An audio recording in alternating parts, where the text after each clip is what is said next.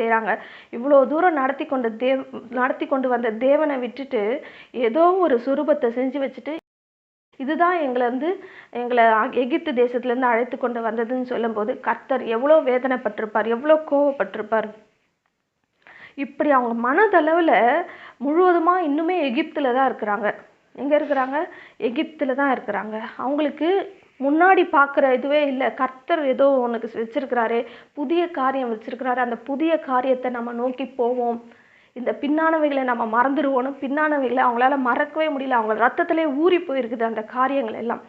அந்த பாவ காரியங்கள், எகிப்தில் நடந்த அந்த காரியங்கள் எல்லாம் அவங்களுடைய ரத்தத்தில் ஊறி போய் நினைவுகளில் அப்படியே ஊறி போய் இருக்கிறதுனால கொஞ்சம் கூட அதை மறக்க முடியாமல் அவர்கள் அந்த வழியிலே போகணும்னு நினைக்கிறாங்க.